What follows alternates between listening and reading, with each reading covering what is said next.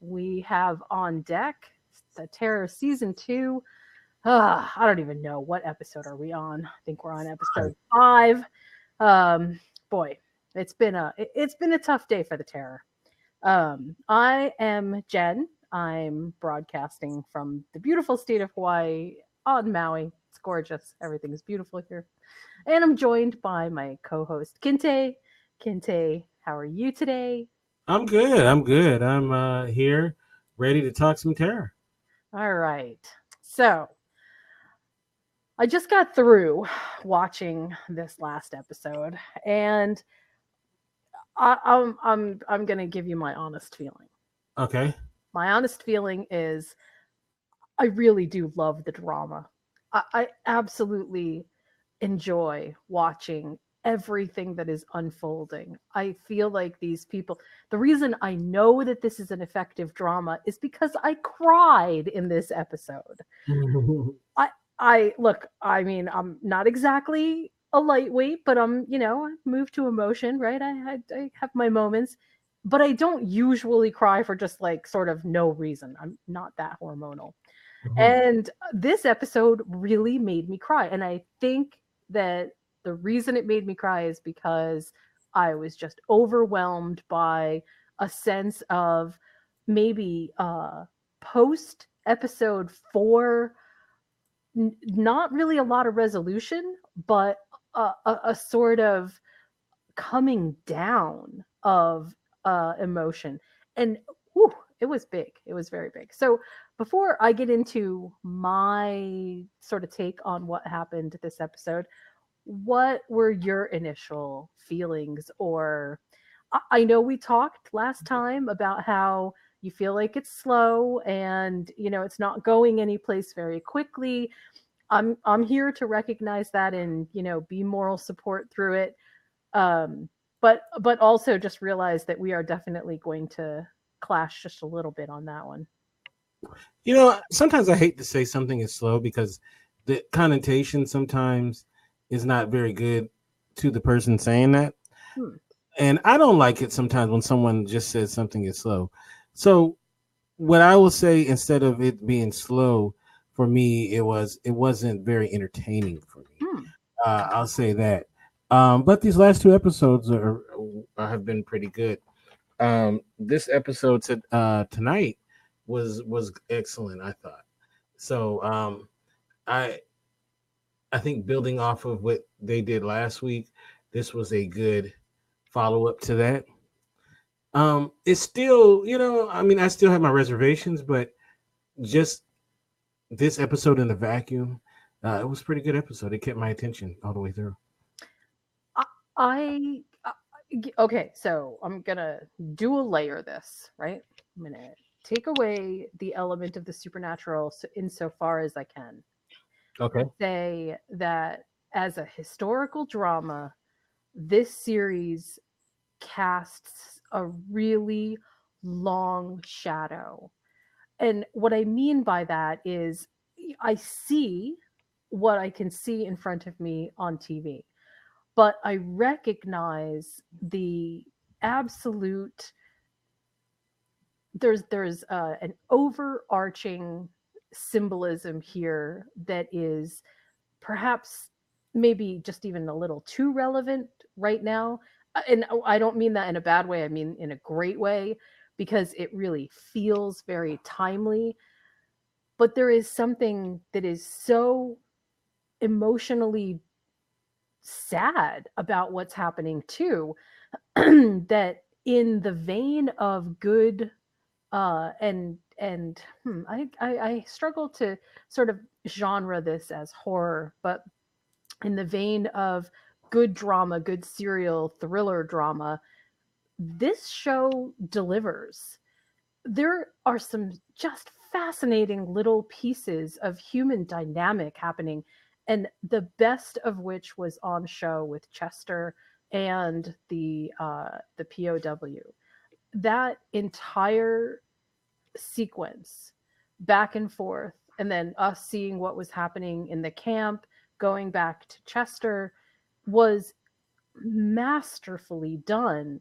masterfully done because at each almost at each segue it felt like we were watching congruous lines. We were watching very similar stories unfold, but in two very different parts of the world. It just absolutely was fascinating to me. The supernatural piece, and we got a huge taste of that at the end, which, God, that was absolutely freaky. But throughout the episode, this was one of the less supernatural pieces, until we started to get to the end. And it worked almost better than some of the other episodes. The moment that you realize that the POW is not supernatural, not Yuri, and not that there is nothing different from him other than what makes him exceptional because of what he's going through, opens up a brand new expanse of how does Chester deal with that piece. And I feel like that was just absolutely brilliantly written. What did you think? No, I mean, I thought it was very well done as well. And you know, any good show has a lot of good layers to it and keeps you off kilter, and that definitely did. So, kudos to them for doing that.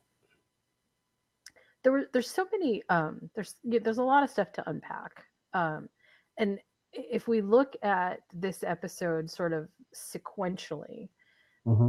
at the beginning, I just sort of as a side note, but also toward the beginning, I was really surprised to find out that after all of that uh, lead up, that Luce is the one who was the ghost woman, the quote unquote ghost woman, in hide and seek.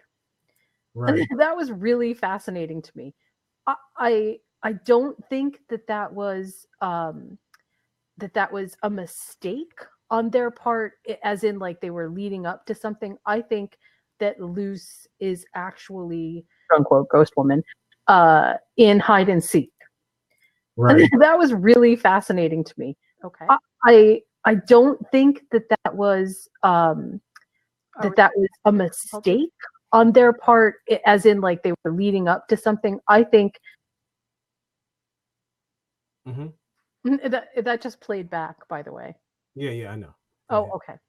So, uh, so I don't think it was a mistake. I think it was absolutely intentional and a signal that Luce is something has a bigger part to play in the story than even we've seen so far.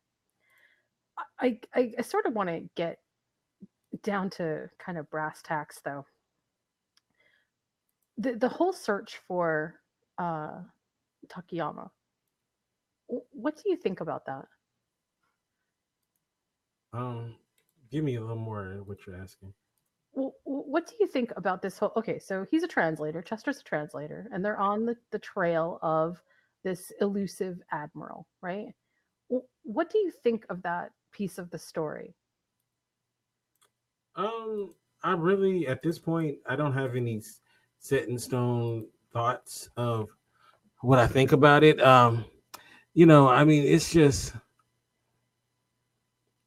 you know, to be honest with you, I haven't put a lot of thought into where's that's going. I'm just kind of along for the ride with that. Right. Hmm. So to me, this feels like we are chasing paper tigers. Hmm. It I mean, it's there, and it's clearly a part of some piece of this narrative, but it almost always feels like it is uh, this huge thing that we will never understand. Why did the POW give Chester his birth date? What does that matter? Hmm. I have no idea. It's such an odd thing, and it feels it feels like even Chester's superior officer was far too placated with that information. What would that even mean? Why would that even matter? Something just seems so off there. Off, I think, in sort of the best way. Because when things don't make sense, oftentimes, especially in horror, they tend to sort of they find a way to equalize. The I think that what people will find though out of this episode, or what we're going to hear all over social media, is that there wasn't enough supernatural instance. There wasn't enough sort of horror in this, or terror, if you will, in this to propel us. But I am, I know we spoke about the last season the last time, and I'm sort of reminded of one of the episodes where basically it was us trying to figure out how things would unfold with a captain who was going through detox, and why any of it sort of mattered. I mean, we knew that there was, sort of this element of the supernatural, but it never felt to us like, there was anything sort of important about understanding that until we start getting to the end. And then all the things that make up the characters become important. This episode was titled Shatter like a Pearl. And Chester actually uses that line sort of in the middle of the episode. Um, Mhm. and it's it's an interesting expression.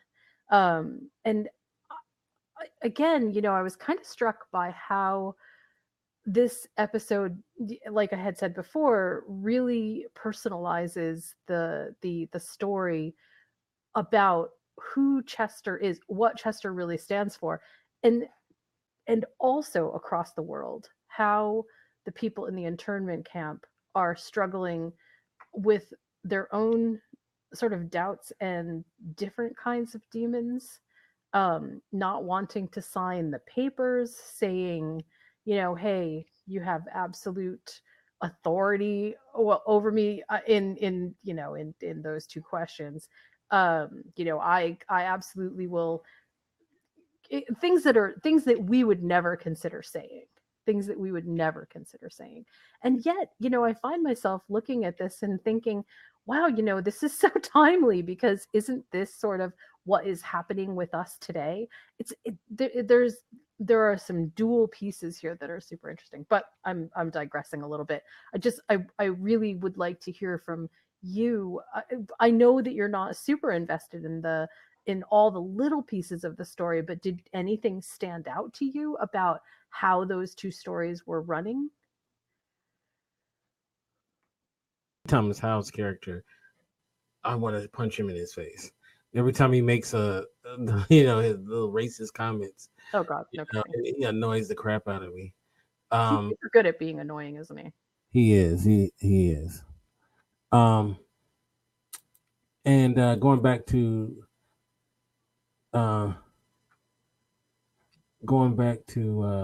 what you're saying about the storylines. I mean, we opined before they kind of before Chester went off that that was pretty much what was going to happen. I don't know if Mm. you remember that we figured that was going to happen. Uh, in the dual locations, and we're seeing it, and I think it needed to happen because Chester is obviously the lead, and this gives him a chance to branch out more. You know what I mean? And his character to stick out more in his situation, and then also you have everybody else, in their proper perspective. So I think that works from a storytelling narrative, um, and it works, just for politics of trying to tell the story and to elevate Chester. Um, so I like it. I think it's necessary, and also I think at some point when they all reunite, it's going to make for a good moment on the series.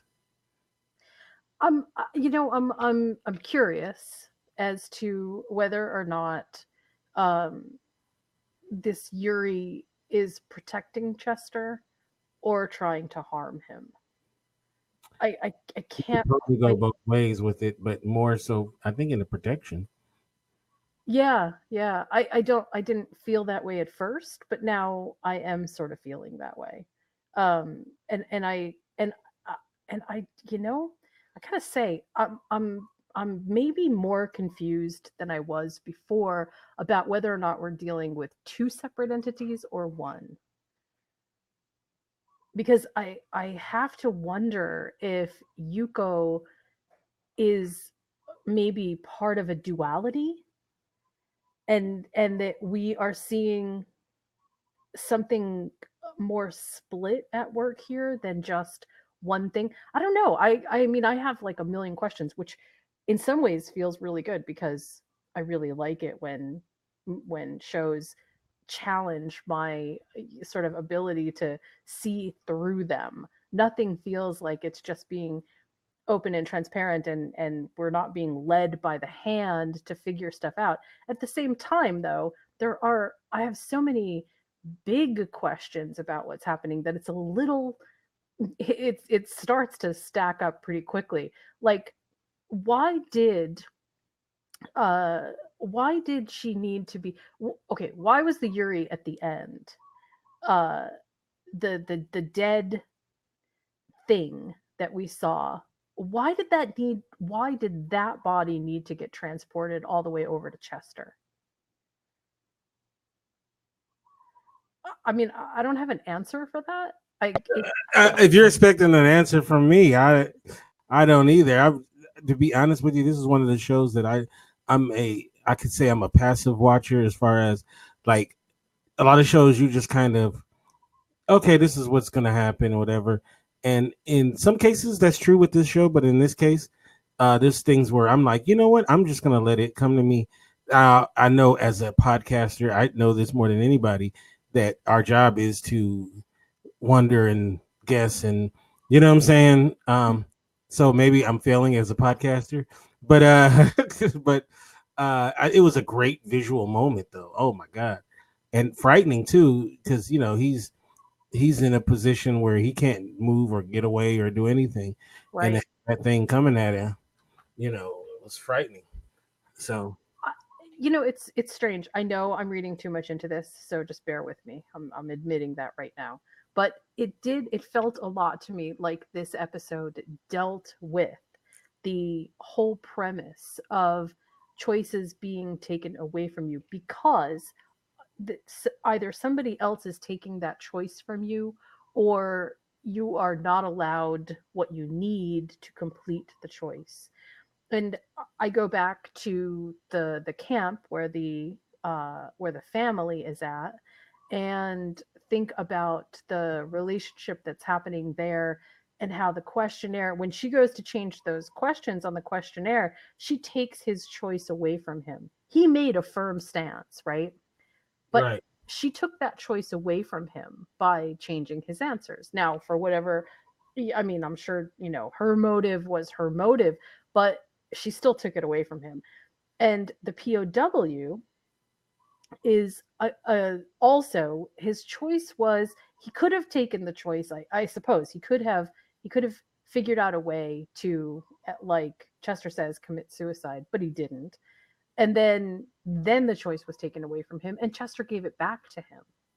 So that, I don't know, that seemed obviously pretty important. But then at the end, we also have the basically the Chester is completely and totally helpless and cannot make a choice for himself. And I don't, I again, something about that scene, it was terrifying, but something about that scene made me think that that if it had wanted to harm Chester, it already would have. right, I just I don't it doesn't make any sense to me that this all is leading up to harm Chester. Although perhaps, in a grander scheme, maybe there is something bigger in terms of what harm is, what harm means. I mean, you can endure a lot before you eventually give up, but I don't think that that's what this is about. I don't know, honestly. that's clearly not trying to harm at all. So, what did you think about Luce leaving? Um, honestly, with her state of mind and where she's at, part of it wasn't surprising. Does that make sense? It does.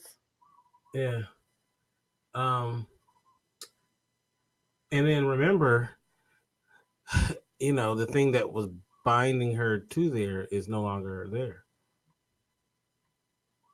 That's yeah, that's true. And it was interesting to me that Luce gave Chester's mom the the the rattle thing, uh, and said, give this back to Yuko.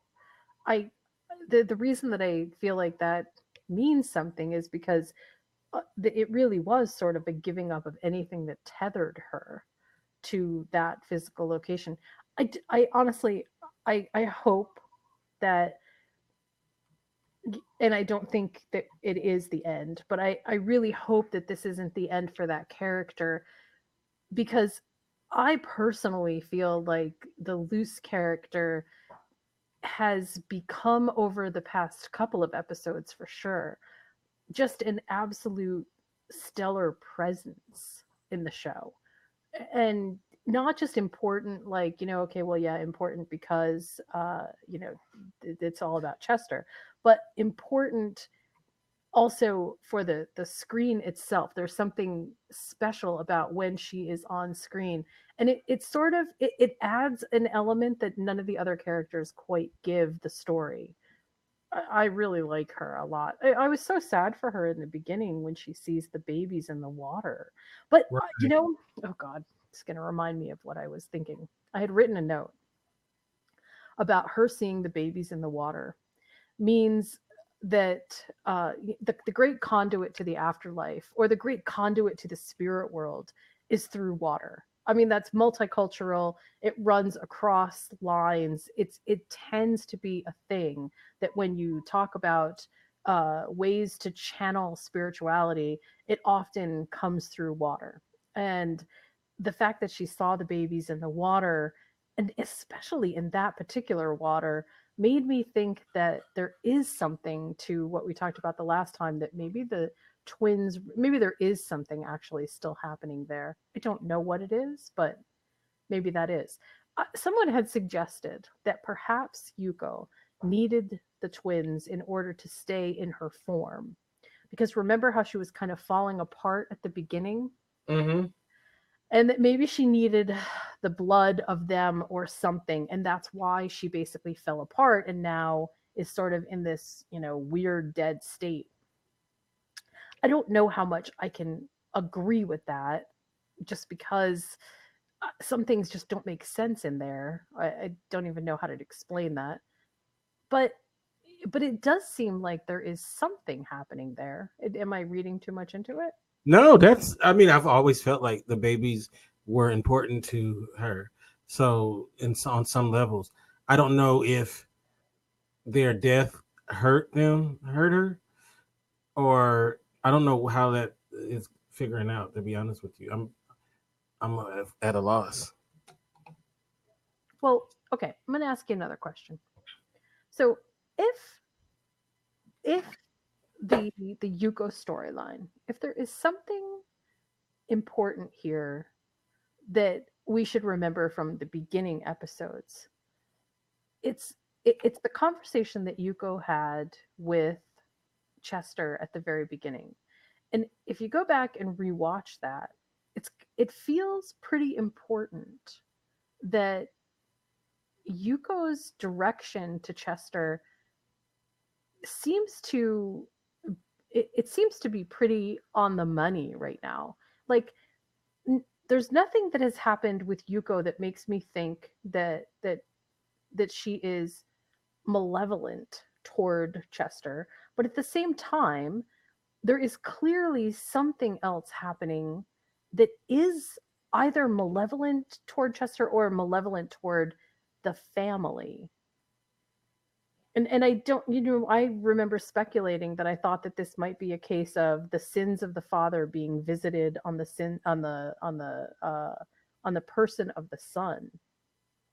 And Mm-hmm. I don't know if that still holds water, but partly because I feel like the middle part of the story is sort of disintegrating, and I don't know where it got left. Right? There's there's the there's Chester's dad, and then there's the people at the internment camp, and I don't that loose affiliation of men that were sort of together and talking all the time are no longer together and talking all the time.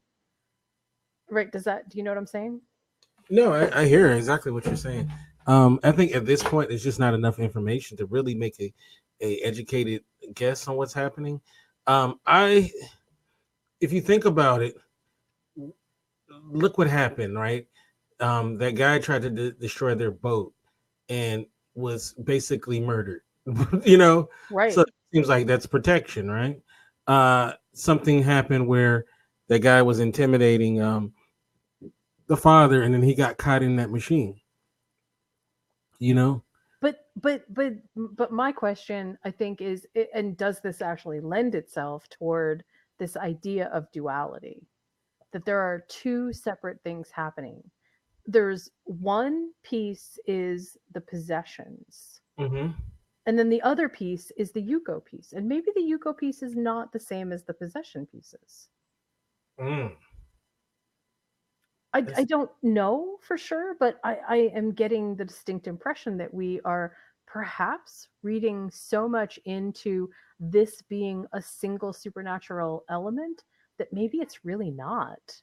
Maybe there are multiple things happening here, and we're concentrating too hard on one piece because that's the road that makes the most sense at the moment. I mean, I loved at the moment in this episode when Chester takes uh the POW's picture and says, okay, well, you're not a Yuri because you're not blurry in the picture.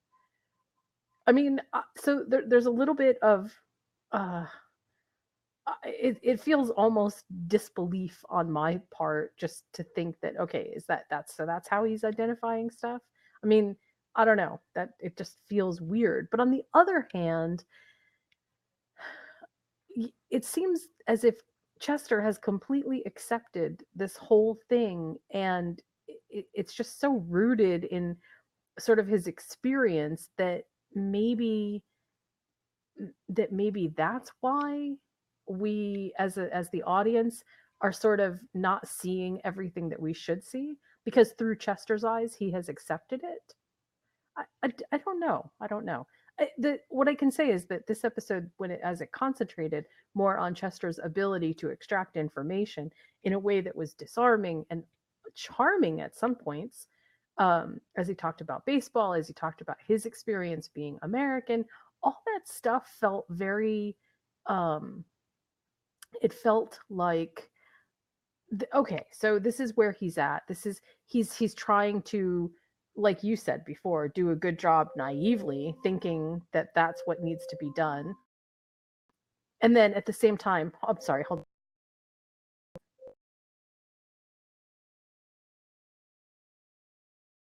very naive.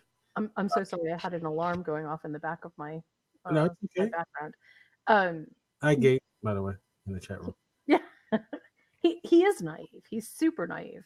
But maybe there's something more to this. Maybe his ability to communicate on so many different levels and see so much that maybe is hidden from the rest of us, like the baseball thread. Oh, I mean, I don't know if I would have picked that up. Right. And to see into the code, maybe that's the cue for us to sort of realize that Chester can communicate on many different levels. Maybe Chester can communicate between the spirit world and the regular world. I don't know. I have a lot of questions and a lot of sort of feelings about what they might be leading up to. But I can say after this episode that I really like the ride that this provides us. That, yes, okay, I've got all these supernatural questions, and I hope that some of them get answered in some ways, and it's kind of cool to watch them unfold. But the method by which they are unraveling everything is really, I know you don't feel this way, but I feel like it is very entertaining. Entertaining not in a traditional, in one of my traditional ways, but entertaining in the sense that there is so much to understand about the characters. This is such a character deep dive that it's just it's so different. It's very different from what I think we might be used to. Yeah, it's very different, and by the nature of who's in it and what the subject matter is, it's very different. And that's one thing I do appreciate about this. Yeah, it definitely approaches the story in a very unique kind of way. The other thing that I just wanted to point out was at one point one of the characters says, "Oh, it's one of the translators says that they heard about uh, a translator that took a flamethrower to the face or something and came out okay."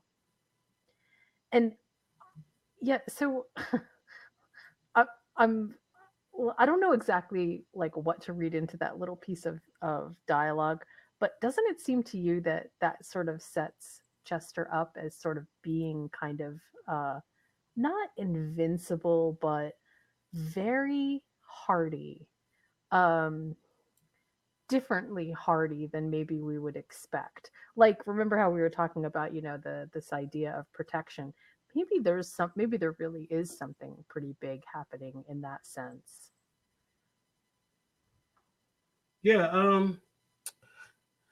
I mean, I just took it as that's just a way of just recounting what happened in the last episode. I didn't make it that deep, but I mean, it is definitely true. He did take a flamethrower and survived, even though he was underneath the body. But still, though, he could have very easily died, right? Right. Um, but I mean, he was very pretty much unscathed. So I'm also a little curious to hear what you think about how at the well, I guess how the relationship at the camp now is sort of feeling a bit different. Like, I mean, to me, the most interesting thing to me in this episode that I actually noticed, maybe it was there all along, but I actually noticed it more, is that there's so much more structure now for us to see. I mean, physically structure, like the long barbed wire gates that went up, the runs that are sort of like the I don't know what to call them, but they're all the enclosures where we didn't have as many enclosures before, and things like that. It felt like they're really building that world up, uh, sort of before our eyes. Like, oh, this is way more than just sort of a temporary thing. This feels like a permanent, or they're trying to make it a permanent enclosure. yeah, I mean, that's interesting. I didn't think of that at all. But I feel like they have no idea what's gonna happen because who knows? They may feel like maybe they might execute. It depends on how the war's going. Right. So I think they're just very unsure about how this is all going to play out, and they're ready for anything. You know, Well, when things incrementally change around you, sometimes you don't notice them. right? And so, a simple question about whether you will be loyal to your country can feel like it's not that important. But then, when you really think about it, maybe it means a lot more than you expected. Why are you giving me a purity test? I was born here. That there from okay, so from a philosophical standpoint, that piece feels very like, okay, this is a structure that suddenly appeared, but then it's mirrored in the physical world with all of the actual structures that come up, where look, they really are trying to hem people in and keep them, in sort of quote unquote in their lane. There is something sort of parallel running in that whole track, and the idea that at least Some people are trying to keep to a sense of normalcy, carry on a relationship, find a place to sneak away, those things, they also seem fairly important because, human beings don't just stop being human beings just because you round them up and put them into big camps. I had an experience that I'm going to tell you about.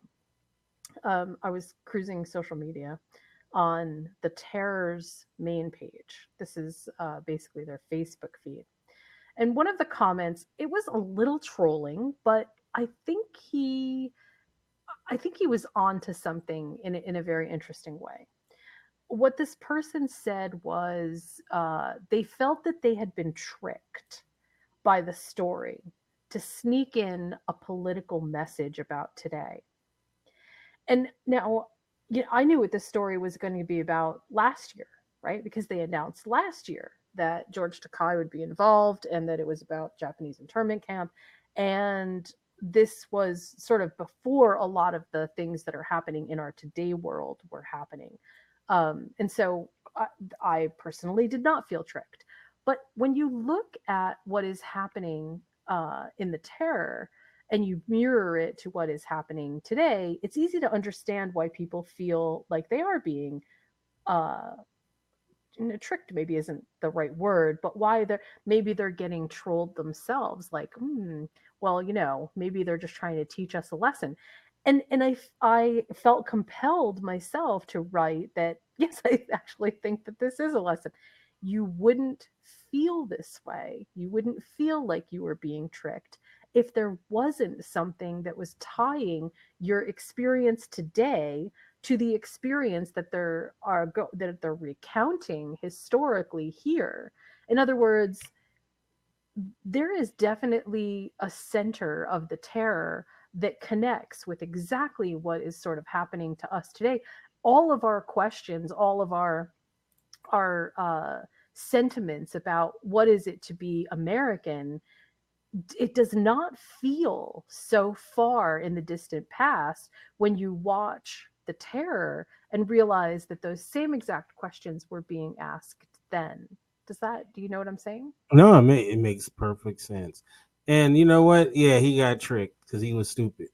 So, and, so I feel so bad for him. Oh, you I think a lot of people that say that they felt social media, well, not social media, that say that they felt like the episodes are too slow, and I think in some ways they're actually expecting something different from the series than they will ever get.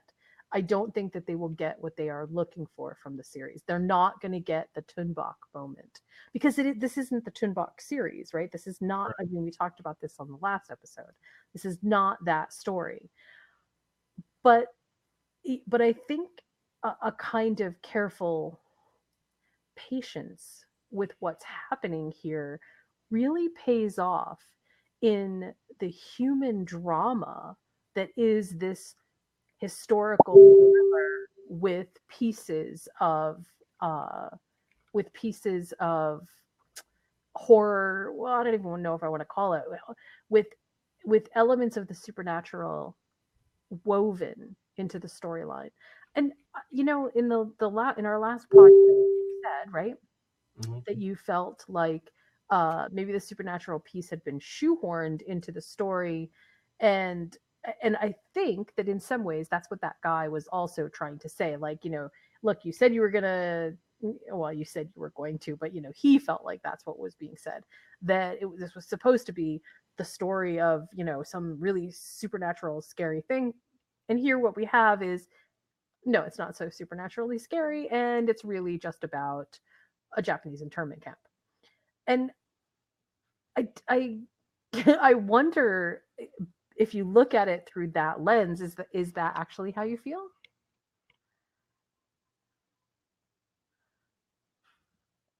I actually more. I'm more interested in the history than I the supernatural part of it. Mm. So I don't. No, I'm not him at all. I don't Oh have. no, I'm not saying that you're him. I'm saying that from the perspective of, because I don't mean do you feel tricked? Political part. I mean, do you feel like there is like the representation of what was supposed to happen in the series as an anthology is perhaps not happening? No, I mean, I just feel like it's they put this in the wrong section. Hmm. That's all. It should have been its own thing. I think that you actually might be right. Um, I because I'm less and less inclined to feel like this is horror related, and more inclined to feel like this is historical drama thriller. But I have to say that if I go back to the terror, although there were moments of the terror being very scary, I also feel like the terror in the first season was also absolutely not a horror story either.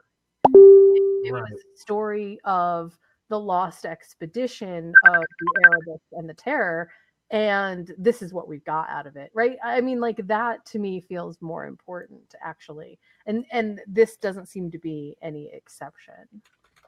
Yeah. No, I agree. I 100% agree.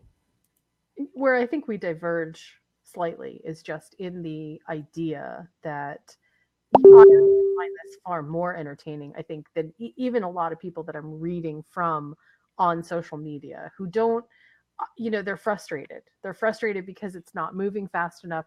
They're frustrated uh, because they want things to happen which don't seem to be happening.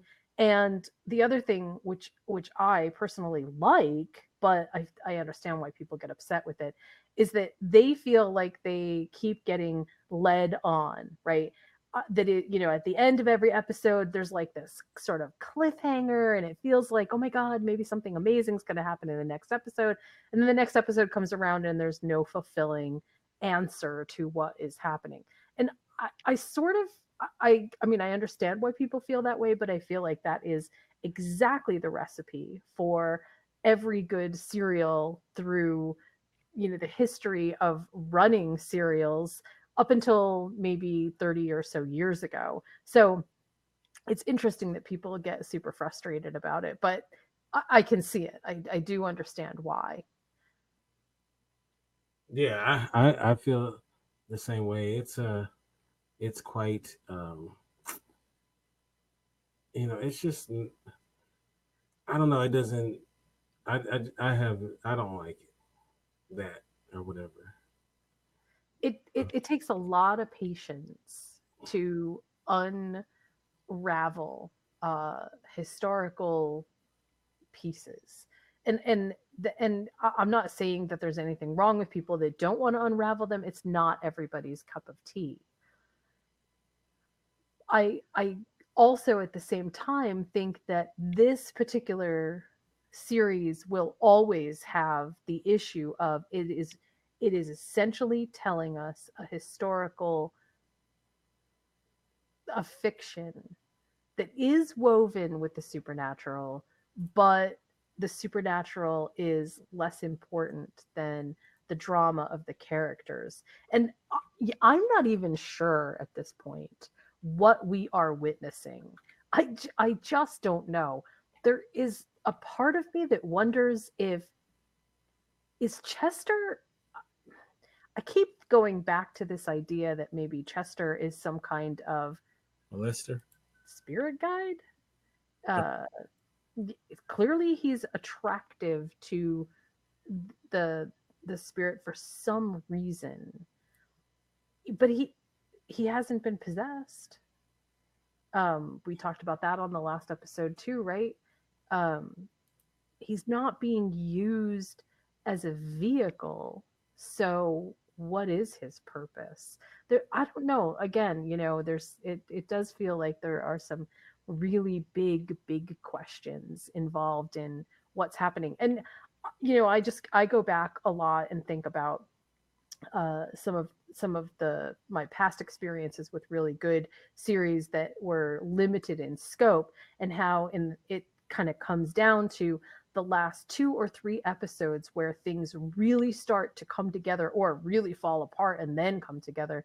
And up to that point, it just takes so much of your emotional investment to get through this. I mean, I remember feeling this way about American Horror Story. I remember feeling this way about the first season of The Terror. I remember feeling this way about a bunch of different series where, sort of every season definitely had this sense of, wow, there's a whole lot to kind of stick to in order to get the payoff, which tends to, and it's not for everybody. So I do sort of understand that. Um, okay, so I have a deeper question for you. What did you think about about the idea of his name was Terajima, by the way. I just remembered what it was. Terajima, the POW. What did you think about Chester giving him the knife to commit suicide? Um, I thought in his mind it was a mercy killing, so he was kind of doing a Kevorkian type thing, you know. Um, I think he thought that that was the best for him, and I think it was right. You think that it was right for him to do that? I think so. So I'm also of a very similar mind, and I'm just a white woman interpreting Japanese culture here. But I remember after reading James Clavell's Shogun, how incredibly intrinsic honor was to the people of Japan, and from a historical sense. And then when I went back and looked at it, that they were basically the reason that they carried those knives with them was because in case they were actually captured by the enemy, rather than giving the enemy any information, the honorable thing to do is take your own life. And it's not like we haven't done that, right? Because I mean, we have all these kinds of tales in the US about how lots of secret operatives carry around cyanide pills and things like that in case you're in a situation where you think, okay, I'm going to be tortured, this is going to be the death of me.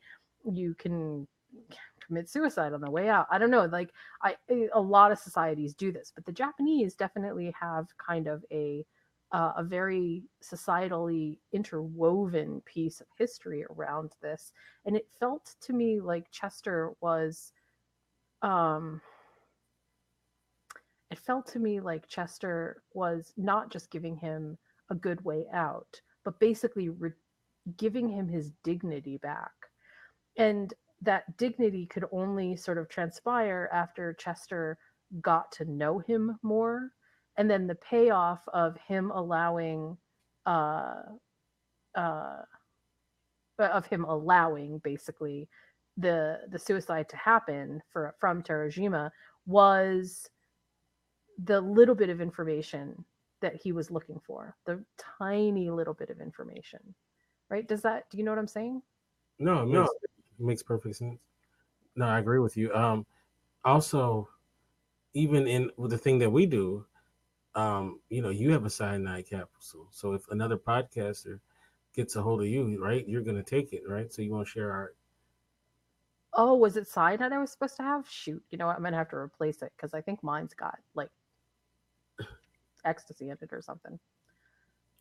Or that too.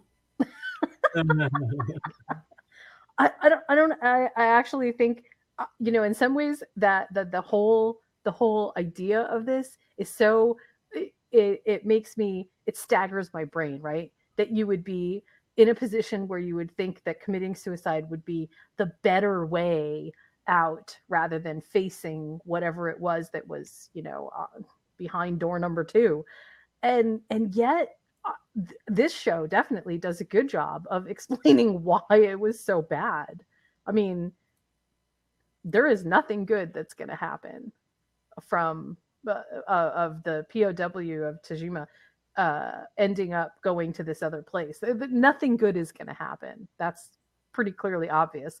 But the idea that Chester, who is supposed to be an American operative, gives him that final way out sort of says that, obviously, again, Chester is walking in two worlds. He's not just one thing or other, he's firmly in the center, right? Do you know what I'm saying? I hope that that seems I hope that that seems like a fair assessment. I feel like it is, um, but I have a habit of reading a lot into this character, and it's not disproven, but I can't really explain why I feel that way. I just feel like Chester is some kind of he's a walk between two worlds man. He doesn't just walk between the young and the old. He doesn't just walk between the Americans and the Japanese. He walks between the living and the dead. And that there's something Didn't pretty somebody say something about that? about that. Didn't they say like you are a dead walking amongst the living or something? Yes, yes, they Yeah, did. And they yeah, said it directly to Chester too. yeah. But Crazy. but at that point, I think we were sort of being duped a little bit because what we thought was the Yuri was actually not. Right. And so, but that, in some ways that doesn't really even matter because honestly, we know that there are so many coded messages, hint, hint, that are happening both on the level and sort of off the level that it very well could mean something that is a little bit more the name of this episode, or the way that the terror on social media represented this episode was dead man walking. Mm-hmm. And okay, so that feels relevant clearly, like, hey, we should be paying attention to this. Who was the dead man walking? And what does that really even mean? I don't know. My guess is that in our next, by our next podcast, that we will have a couple of answers, not as many as I think we would like, but a couple of answers that may shine a light on what the purpose of chasing Chester is. I also am not going to count out the fact that the Colonel isn't just going to go chase Chester down and interrupt Yuko's attempt to do whatever it is that she's going to do to Chester, or that it's going to do whatever it's going to do to Chester. Because I could almost see that coming from a mile away, you Yeah. know, where again, cliffhanger, but yeah, probably not the cliffhanger that was. It looks like he's in 100% health in the next episode. So What's that? it looks like he's in 100% health in the next episode. And that to me seems, yeah, that to me seems like that's why, maybe we're not going to find out exactly what we think we're going to find out, but still we should find some interesting things out. So, Yeah. well, I guess we'll have to stay tuned and see what happens. All I, right. I'm gonna end this episode or this podcast by saying that for the people who are really frustrated with the way that the story is working, I honestly think that if you're not happy up until this point, this really may not be the show for you, because I don't see any huge changes in the way that they're presenting the story. I see a lot of changes from where we were at the beginning, but I don't think that we are necessarily going to all of a sudden ramp up the supernatural until maybe the very end. And up until then, it's just going to be a slow and steady drip of information. So I feel like that's important to say, because I don't think that the people who are expecting the show to suddenly all of a sudden take off and be action packed with supernatural stuff happening, that they're going to be very disappointed. I think. Yeah. I So I think so. Also, can you guess the one place that I cried in this episode? the baby's in the water. That was sad, but it wasn't where I cried. I actually cried when Henry gives Luce a hug at the end, Oh yeah. because I feel like he finally, too late even, but at least he finally understands her relevance in the world as he knows it, and that's through Chester, right? She didn't cry, you guys, with the dead babies in the water. Yeah, well, I'm I'm such a hardened spirit.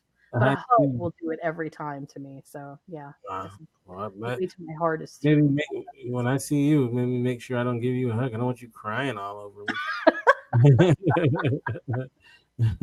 All right, how can people find you on social media, Kinte? They can get me at Kente F on Twitter, and they can get me at Kente Ferguson on Instagram. And of course, the website is indyradio.org. That's indyradio.org. How can they get you? You can find me on Twitter at following bliss one. You can find me at my websites at moviesmakethemeal.com and criticallaughs.com. And I just wanted to give a quick shout out to this coming week's Cinema du Fromage, where we're going to have our our showcase showdown between two awesome episodes. So stay tuned for that. I'm sure it's going to be awesome. All right. You guys have a great rest of your week. Peace.